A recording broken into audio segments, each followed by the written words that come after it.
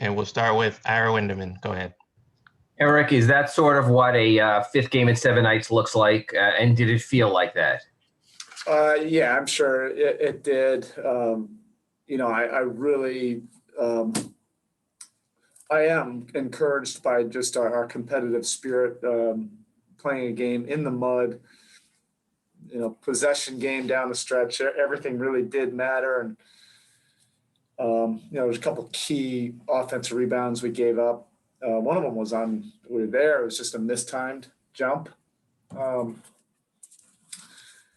And then, defensively, for the most part, I mean, we had some miscues, but obviously holding them down, under 90 points. A little bit of a miscue on that last possession with Morant, to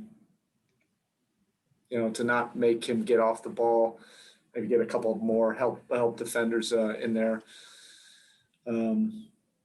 But I'll also just check the film on that. I think we did enough things defensively to put ourselves in a position to win, obviously. And then offensively, there was a little bit of a struggle all night long. I thought we got some decent looks.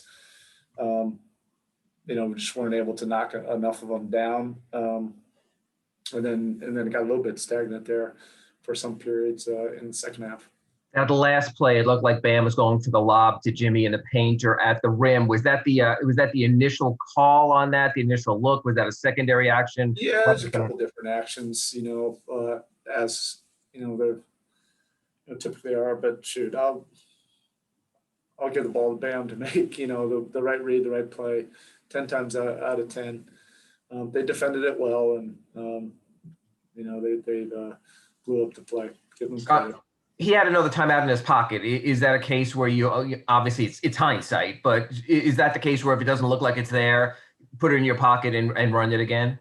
Yeah, I just think all of these late game situations, we've been in a great deal of them, the last 8 weeks, and they always produce great teaching moments, the next day. And the one thing I know about this group is, every time we have one of these situations and we have an opportunity to get better, we look at it, we work on it, and it helps us next time we're in that kind of situation.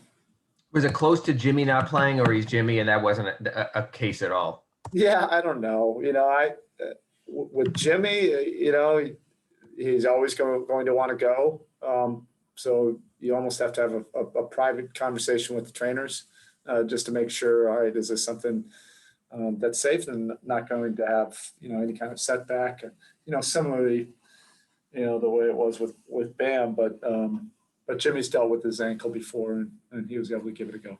And one last one from me, just Max Strus coming out, not having played in the previous 5 games, giving that nice spark when nothing else was falling. Your thoughts, please. Thank you. I really credit, both Max and Gabe. They've always prepared, or they always do prepare behind the scenes as if they're going to play. And then most nights they are not in the rotation.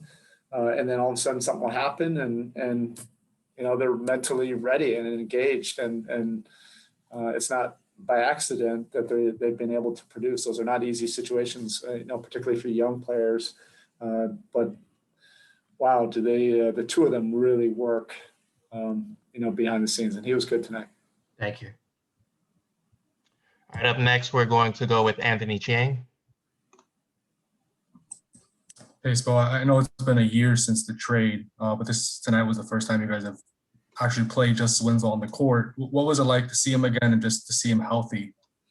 Yeah, like I said before the game, we saw him in the bubble, but it wasn't playing, obviously, so this was a little bit different. That first and foremost, more than anything, it's just good to see him back out there competing and healthy again.